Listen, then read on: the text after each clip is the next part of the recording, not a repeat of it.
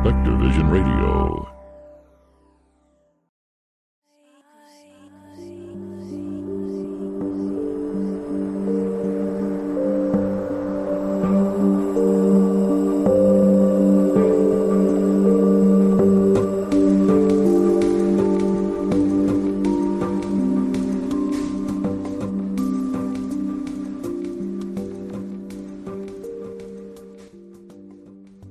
Hello and welcome to the Modern Fairy Sightings Podcast, where we listen to people's fairy encounters.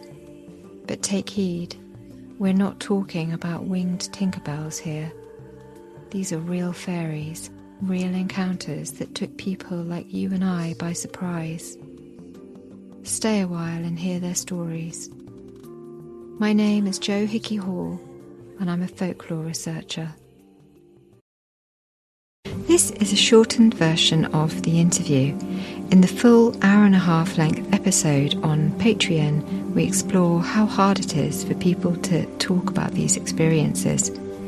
Gina reveals how, along with her sisters, they would leave offerings in the garden and conduct ceremonies in honour of the beings that existed there.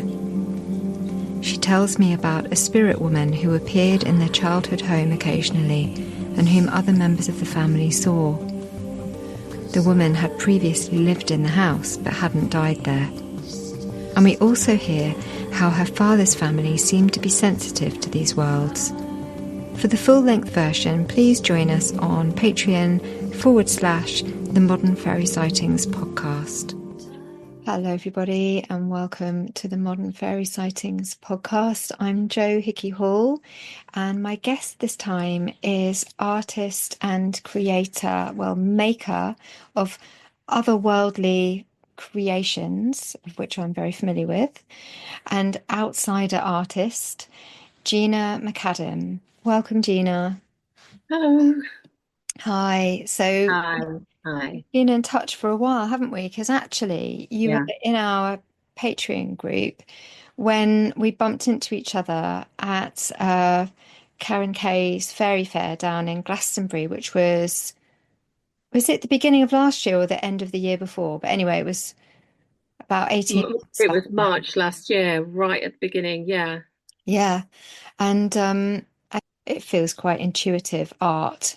Do you want to talk a little bit about that, and let people know what it is that you do? Because we're going to get on to, your personal experiences, your fairy experiences, and your relationship with the other world has been, but it feels like your art is very kind of rooted in that.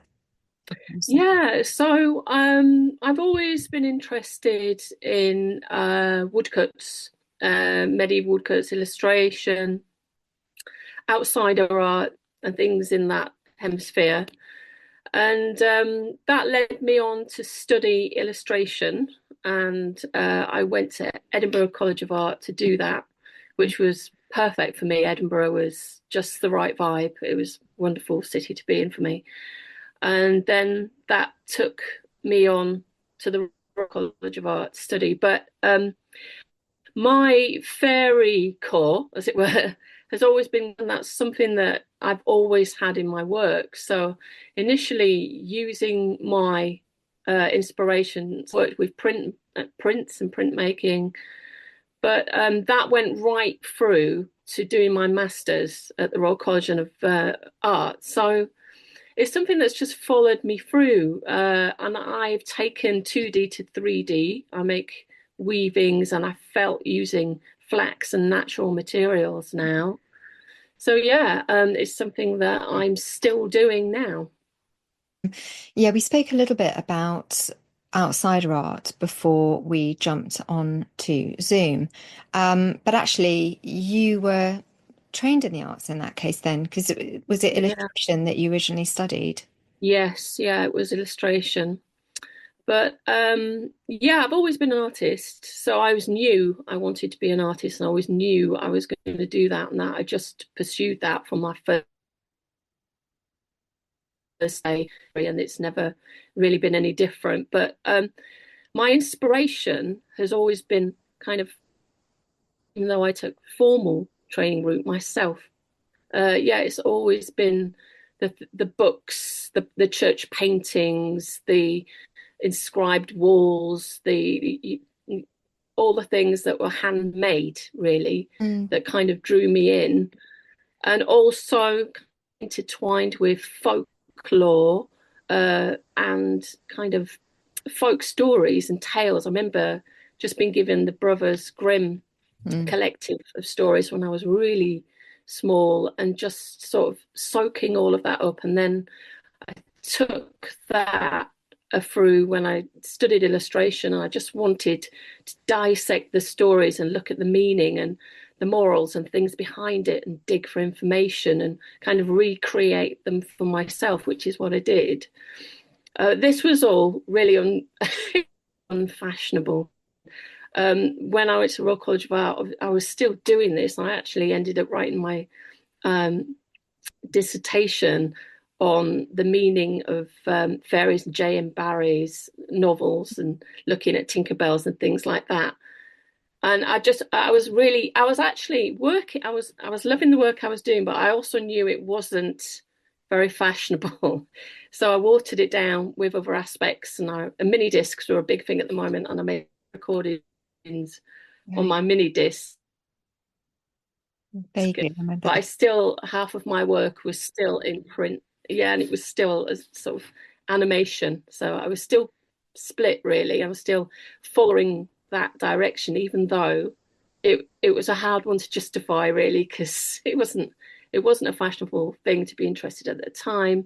I mean, times are changing now. It's really picked up, and it's great to see that there's such a lot of interest in that area. And that's exactly why I feel able to talk to you, because before there's a very small community of people out there that wanted to talk about fairies, and aside from what, experiences, but all the things that really drew me were all the things that nobody really, that was left in people's childhoods. It wasn't something that people wanted to talk about or were interested in. Or yeah, I think that's a really big lesson in just kind of following your own nose and not really worrying about what other people are doing. Because I just find if you're doing something that you just really enjoy, and it doesn't kind of run in line with what other people are doing,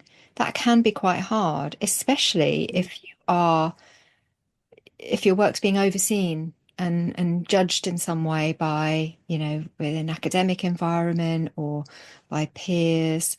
And it is hard just to just to carry on doing what you're doing and giving yourself permission to do that, when externally that's not always the message that you're receiving. So I'm really glad that you just kind of followed your heart and went with what felt interesting to you, because the whole setup with any kind of say, for instance, in an academic setting, you're then having to mold it to whatever you feel is acceptable to somebody else, when that's particularly with art, that's an inspiration of any kind. That's not how it works. It wants to come through, and wants to come through in any way and any shape that it does.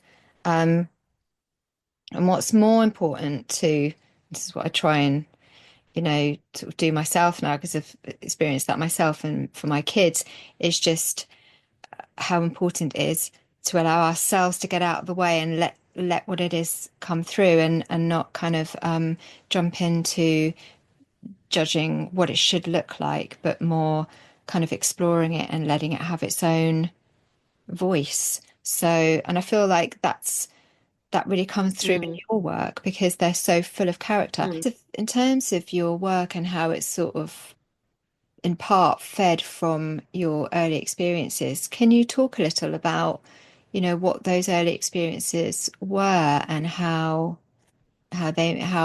Otherworld has kind of interconnected with the rest of your life? I've had experiences my entire life, as early as I can remember.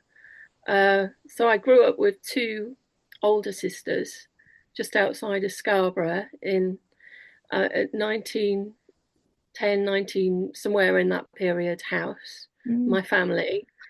My parents still live there, and so it's been our sort of family home, as it were. And we're a little bit of a village, so we're slightly more rural. I would have been so young, a lot, but I do remember that I was never really entirely alone. And that, growing up with two sisters, it could have been the case. It was the case. We all did play a lot outside, but I spent a lot of time alone outside. And I was always wandering around the garden talking to myself. And I used to come back in and tell my mum all these various things that had kind of happened and things. But in my family, even though both my sisters and we all shared our experiences among ourselves, our parents, we didn't talk about it. We weren't encouraged to share anything like that. It was completely something that you just didn't do. You wouldn't have been believed. And it actually made my mum quite angry, if you wanted to talk about things like that. So it wasn't brought up, it was dismissed. We weren't a Christian family, we were atheists, I guess, but brought up in a very C of E based school, church all nearby. My school was C of E. It's a religious undercurrent wherever you go, and I don't know if it was a time, but we may have been atheists, but it was kind of religious upbringing. I didn't know of anyone but my sisters. My sisters didn't know of anybody. We just didn't. You didn't speak about things that you might have seen, which was really hard because actually, for myself and my sisters, we saw an awful lot. The house that we grew up in had some sort of haunting going on.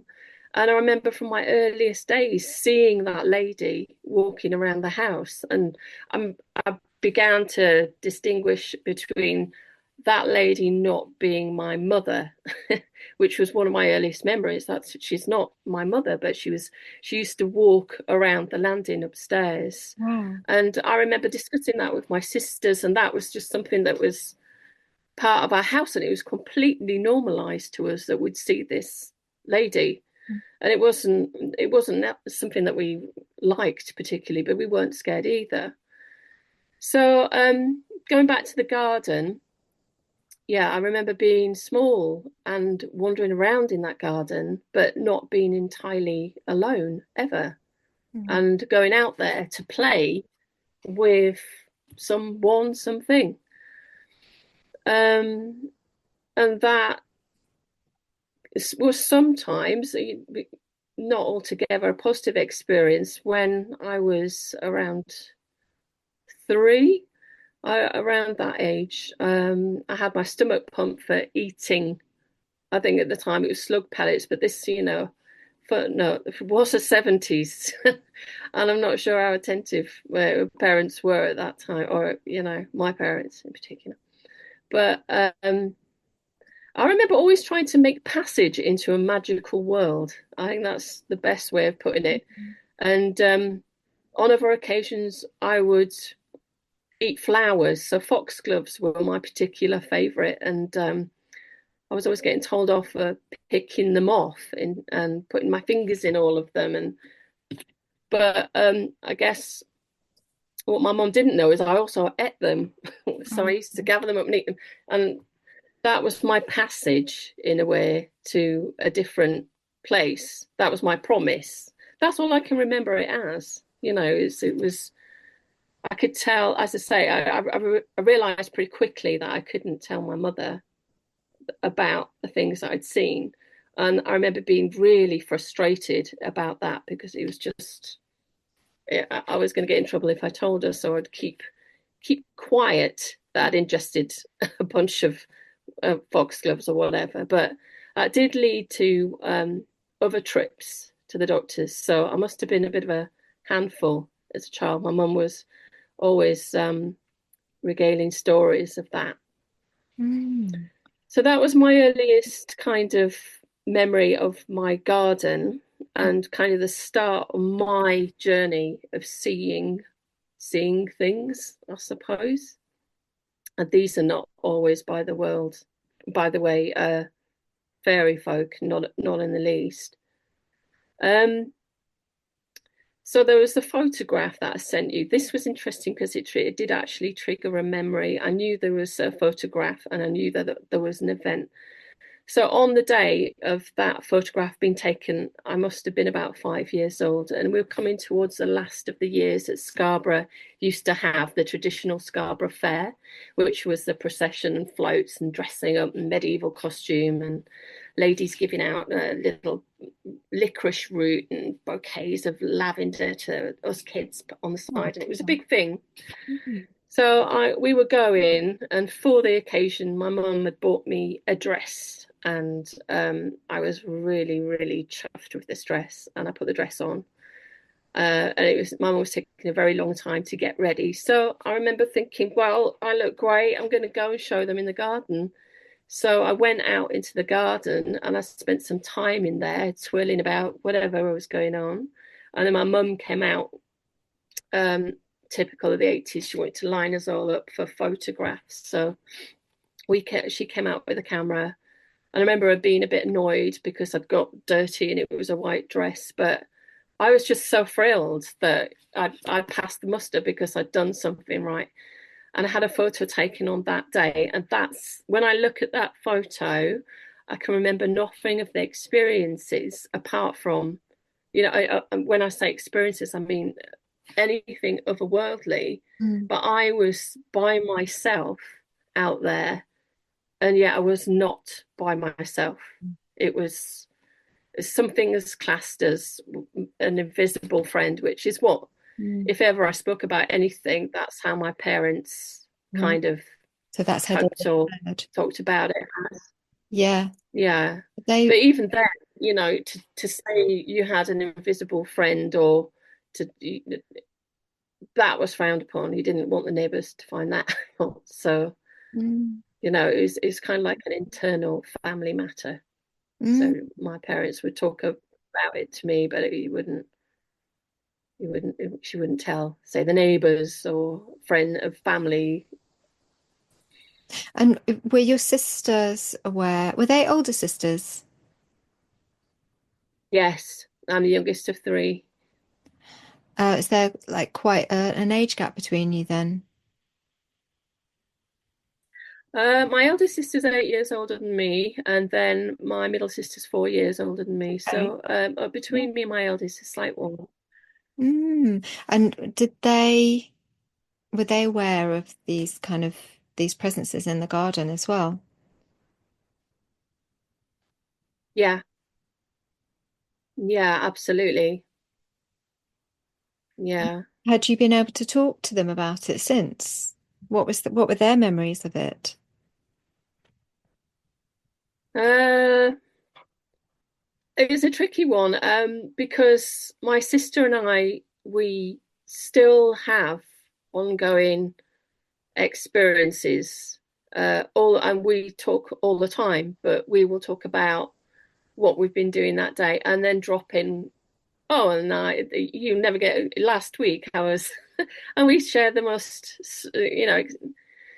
to other people it would be bizarre, but that's I'm very caged about it. I'm sorry, it's just in my experience, sharing things isn't a positive thing, and keeping less people's involvement, because I've had points in my life where I have shared stuff, my experiences, or it's just never been positive.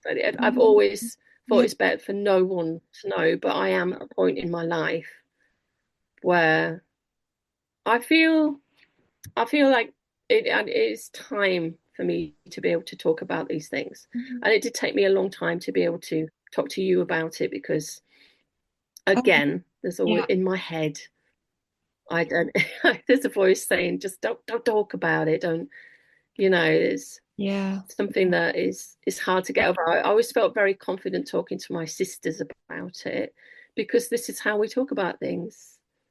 we talk about the ghost that we see in the house, or the experience that we've had, or the dream that we had, or the thing that happened. So it's commonplace, but I understand how it sounds to other people. You know, I'm guarded, but I'm also protective, because I'm protective of it, really, because I've thought many times, you know, is it a good idea to speak about these things for them? Yeah. There's a lot of interest in the area at the moment, and that's a great thing. I'm, you know, in no way is it something that only I experience. This is part of us. This is part of our reality. But not only is it a tricky thing to speak about, but it's a risky thing. It still is. It's still a risky thing, I think, unless that's just part of me. My experience happened in 2020, so that was the year of COVID. Yeah. And it was around about this time of year in May. We were all in a deep pit, really, weren't we, at that time? So the schools were completely closed. I had both my two at home, but there was no anything. There's no homeschooling set up or anything like that. And it was a very strange time of year as well. I remember the night before we went into lockdown, we were all still quite uncertain whether we'd be at work the next day. You know, we were working on our project in a school in outer London, and the discussion was, oh, well, we'll be here next week, you know, even though we were hearing that schools down the road is closed. We thought, no, they won't close us down. We'll be in next week to finish this project with year threes that we were doing. But that night, I just remember sat in the front room and just feeling a lot of kind of heavy presence, which you would do because this was all circulating around. But a spider came straight out from under the sofa and ran directly at me and looked like it wouldn't stop, and literally got to my feet, and I threw a cushion down on it, and a huge thing it was too. And then later on that same night, I went to turn the light out, and I heard a moth or something quite big up on the lamp in the ceiling. And when I looked up, it came down. It must have hit the bulb, and it came down, and it hit me right on the head and fell beneath me somewhere in the bed, which was really horrible. I was looking for it. I can't go to sleep with that on the floor somewhere. So these like little signs, really, as part of the whole accumulative weirdness of the day at work and everything. Yeah. So that was what happened the night before, and then we were into lockdown. To go back to my experience, it was around about this time of year. It was May 2020. It was light outside. It was an evening. And usually after we'd got through the day doing something, I can't even remember what we did at that point, what I did with the kids. We must have done something. We got onto homeschooling later, and we actually set the front room up as a little school for them. But I was just sat there by myself on the sofa, and I happened to be looking out as our sofa faces the door. You can see out the bottom of our hole, probably about 8-9 feet away from me. There's a doorway to the living room. I've got the fireplace to my left, and I was looking at the doorway. My eyes just happened to be down looking at that area, which is really good, because if I hadn't been looking there, I never would have seen what I saw. And then into the room came what I can only describe as a big, it was rodent-like initially, and it seemed familiar to me, and it came in on what looked like its knuckles with really long fingers kind of drawn back, and it was almost like a balled up conker, and it was entirely brown, and it had tiny spikes across its back. And when I saw the back legs, I knew it wasn't a rodent, because it had legs, big back legs, like just big back legs, and it took a few steps as if it was going to come into the room, and then it froze, and it just kind of recognized me. I looked at it, it looked at me. It kind of came up on its fingertips, and it slowly walked backwards. It's almost comedy, because it was as if you walk into a room at work and there's someone you don't want to see there. They haven't seen you, so you just go, "Oh, just ease out backwards." And I just 8-9 feet away from me, I got up out of my chair and I ran to follow it. As soon as I looked round the corner, it had gone. There was no trace of it, and I was just gobsmacked. I've never seen anything like that in my adult life, aside from childhood experiences, which I can't visualize now. There's nothing on earth that looked like that thing. So I went into the back room because I needed to tell somebody, as my husband there. And I said, I've just seen the most amazing thing come into the front room. I can't believe it. I've looked everywhere for it. He said, it's a mouse. It wasn't a mouse. It's definitely not a mouse. It had legs that were kind of doubled up, and it extended itself up. It was like and I just kind of dropped it because there's no point pursuing that with him. He's like, well, that'll be a mouse. It wasn't a mouse. Ew. You drew a picture of it, didn't you? Sorry? You drew a picture of it. Yes. Yeah. I cut it in silhouette, actually, out of black card. It's good that we talk now, because even though it happened 5 years ago, it kind of goes. I cut it from card a few years ago because I wanted to keep it fresh. My rational brain will fight against me and tell me, no, that was definitely a mouse. It was a big mouse. But it walked backwards. When it saw that I could see it, it was really casual as it came into the room, because it absolutely didn't expect me to be able to see it. I could see that it had human-like reactions to knowing that we could see each other. Yeah. And it then kind of tensed. It was relaxed before. It tensed. It raised itself up. If it was. The curious thing was, it was too big and too unrecognizable for any mouse rat we may have in this country. And if it was a fairy, why didn't it just disappear when I saw it? It leaves many questions open. It was definite. My sense from it was that was where it belonged. It knew well about me. And it just didn't know that I knew about it in that moment of recognition. It was a mistake, really. It's like, but, so I was just going to say that it's when you've got your eyes on it, my understanding is that they can't disappear, or that's one understanding. They can't disappear, so they have to be, if you have your eyes on it, they're there. So for instance, when I saw mine, I don't know what happened, either blinked or looked away, and that's when it went. And it's the holding the gaze keeps them there.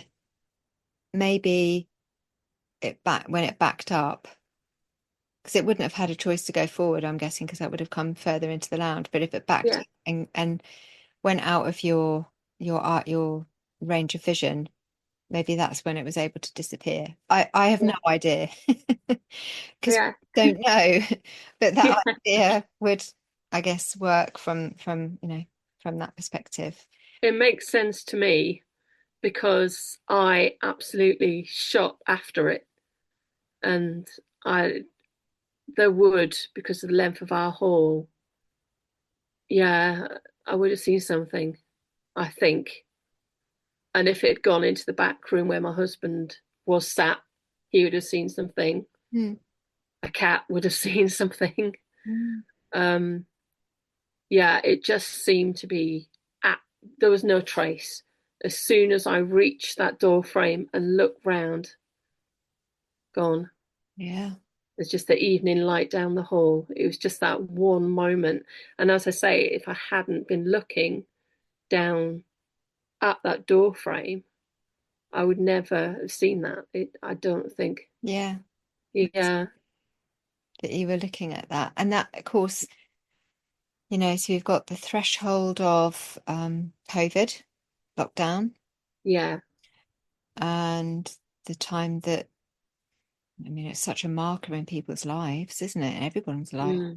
And then you've got the actual threshold of the door where you saw it. And they often do turn up around thresholds. Yeah. That's the hearth, the window, doorway, Yeah. you know, end of the garden gate. Yeah.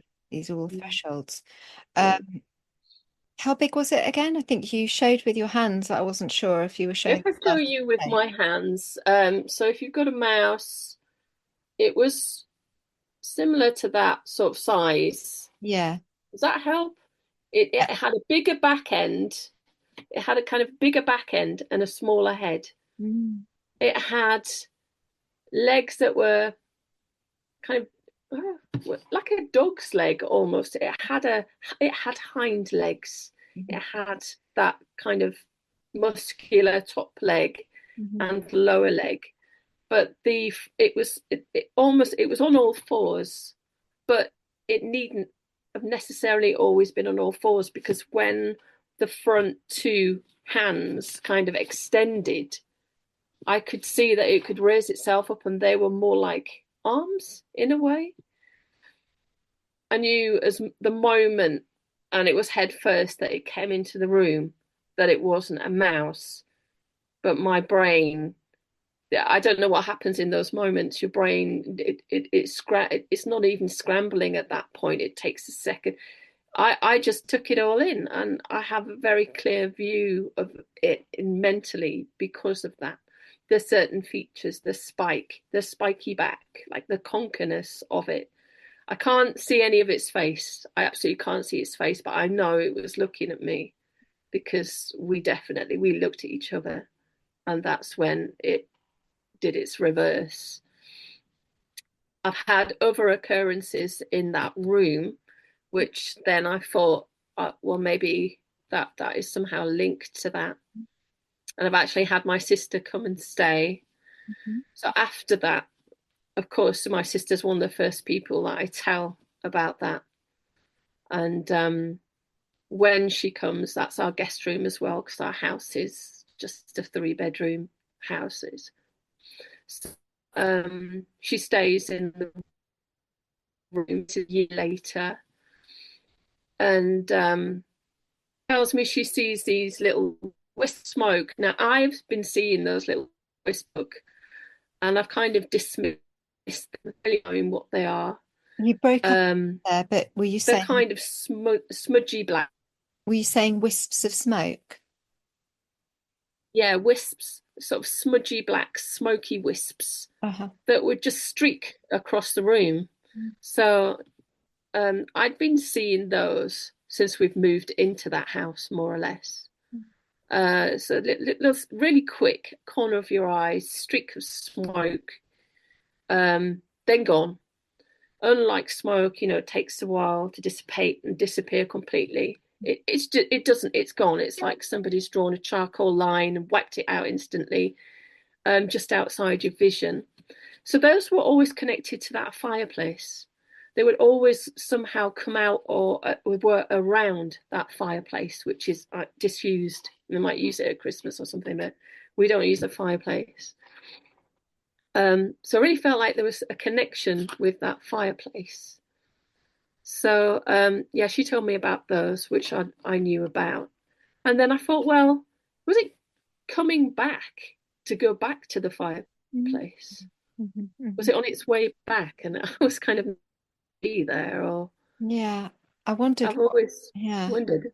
How old is that house, did you say, that you're in now? It was built between the 2 world wars. I think it was this whole estate was kind of constructed at the beginning of at the end of the first and stopped and then finished somewhere after the second. Oh, wow. Okay. So it's somewhere in there, but it's a family home, and yeah, it definitely has. We haven't changed it an awful lot. Do you know if your husband's family had ever been open to these worlds at all?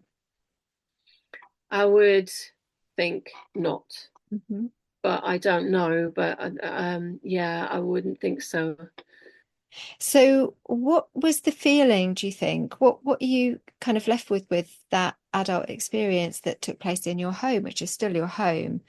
What kind of sense did you get from that little being? Did you sense anything about them at all?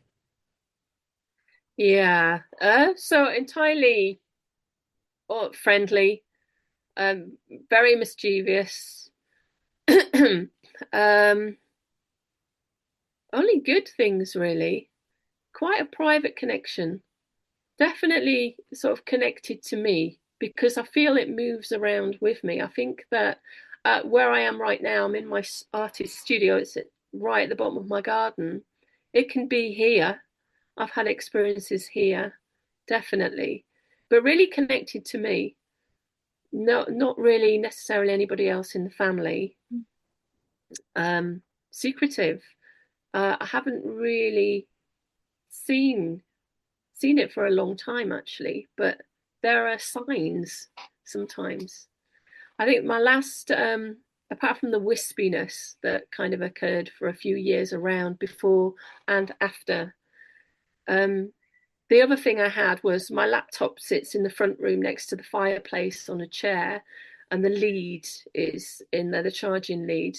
Quite often, the lead will be yanked out.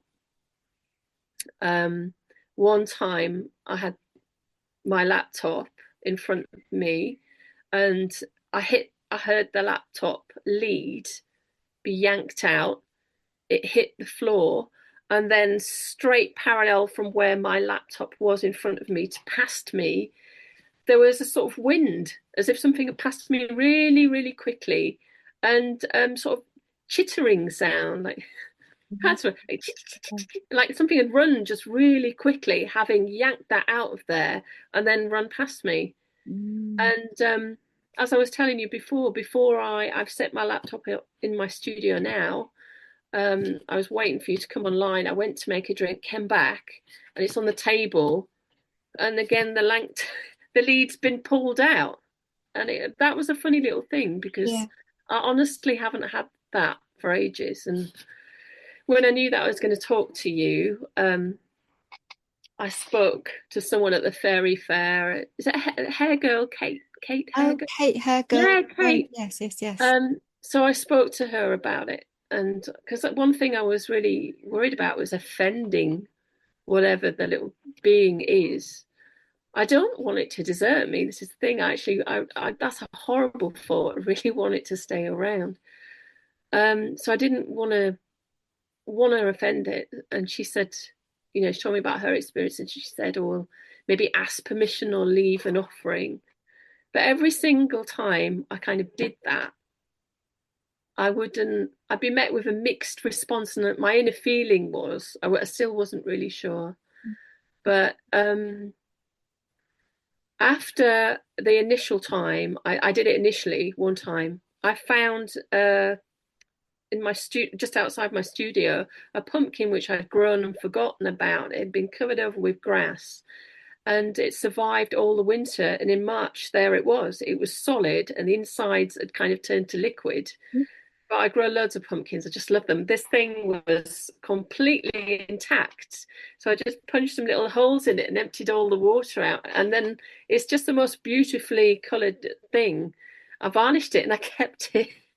That was like a little gift. It was like a little consent of something because Yeah. my studio is not overgrown at the front, and I can't imagine how it grew without me seeing it being there, but it kind of did, and it's just something I kept. But still, it's been a long time since I've spoken to you. Mm. Um, yeah, I don't feel that speaking to you is a bad thing Yeah. about it.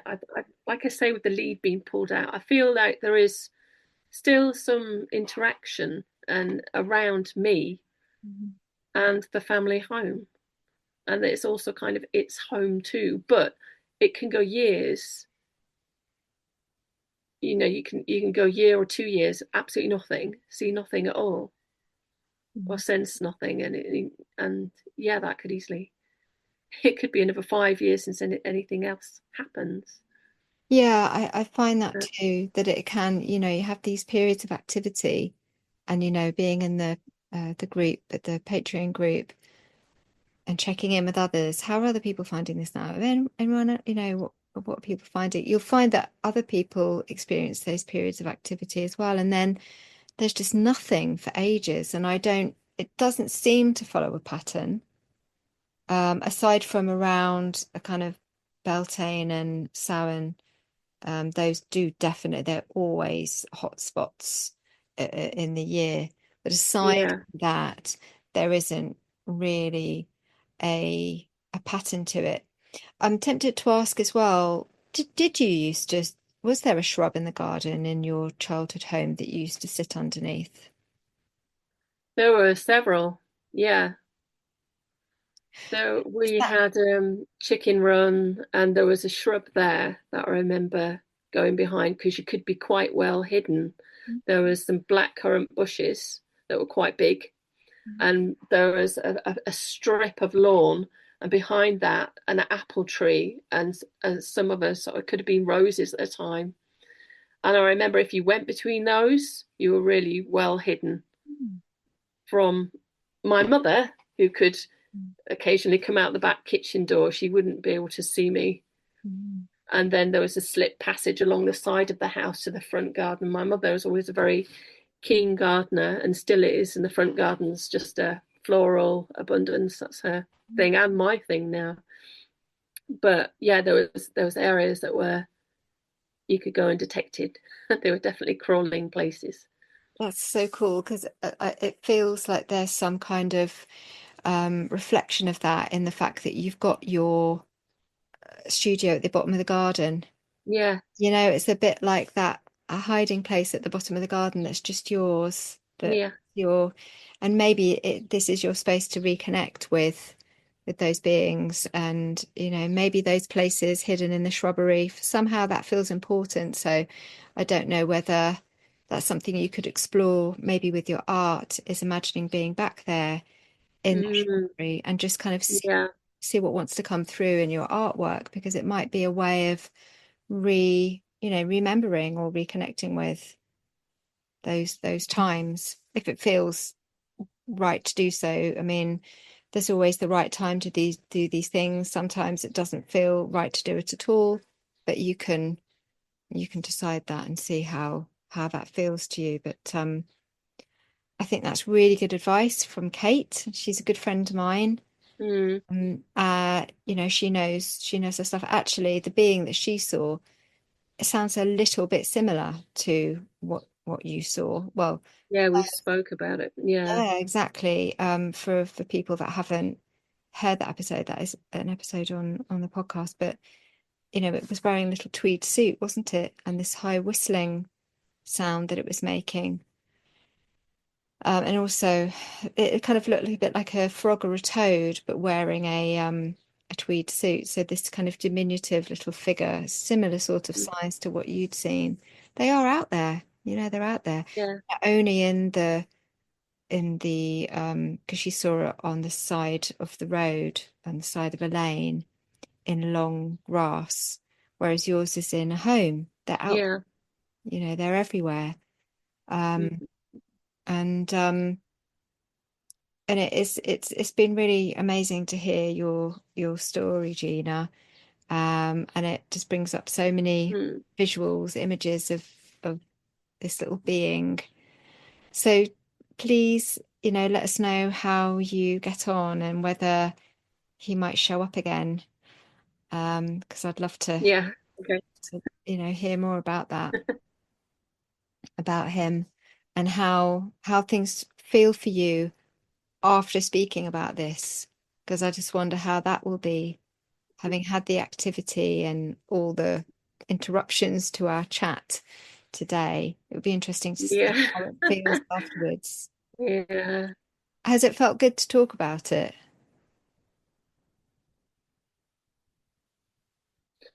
Initially, it was hard because, as you say, how things feel afterwards. Maybe it wasn't talking about my very experience that was difficult. My sense of the otherworldly and my life emerged in that, and having to talk about that, it's difficult. I think for me, it's quite a private thing, but it's good to talk about it. I'm glad we've been able throughout. I feel it's been a great experience. I don't feel there's anything bad come of that. It's been, it's great to talk to other people about it. There's connection, and that's the thing that's missing for me because, as I say, to have a lot of experiences, even though I've got my sisters and things, to keep. Maybe it's where I was brought up in the way that you keep it private. You don't talk about that. But I like there is a time to talk about it, and if I've been removed from my community, my family, and feel that I don't have those connections to talk about it, it's great to find one with yours and out there, and discuss these things with wider community, because we do experience them. They, as you say, they do exist. I am not the only person that kind of has these experiences, really. Yeah. Thanks so much for coming to speak to me, and we'll catch up soon. And if people want to follow your work as well. Yeah, so I am Gina McArtist on Instagram, and later this year I'm doing the Dark Folklore Festival in Cornwall. That's the 26th of October. So I'm looking forward to that. That'll be fantastic. That's a new thing. And that's Dark Cornwall on Instagram, if anyone wants to give them a follow. And I'm at Witch Fest on the 22nd of November, which is Sunbury-on-Thames, which is a new one for me again. Very nice. And I usually note down the other fairs I'm at on my Instagram. So that's brilliant. The Dark Cornwall one sounds really cool. Oh yeah, I've seen them on Instagram, and I think I am following them. So that might be fun to try and get down to. Actually, that sounds really good. Yeah. So thanks again, and I shall speak to you soon. Thanks so much for listening and watching. If you enjoy the podcast, please consider joining us on Patreon for dozens more episodes of unreleased bonus content, monthly online events, and a private chat. We are a warm, supportive community, and it really helps to support the project. Find us on patreon.com/the Modern Fairy Sightings Podcast.